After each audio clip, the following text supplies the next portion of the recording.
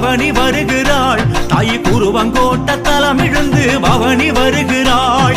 வேப்பிலைய கைபிடிச்சி வெள்ளி பிரம்பு மந்திரிச்சி சடை விரிச்சி குடை பிடிச்சி கோலாகலமாக குலுங்கி கரகம் கரகம் குருவில் அம்மா வருகிறாள். ஓம் சக்தி சக்தி என்றே மருளாடி வருகிறாள்.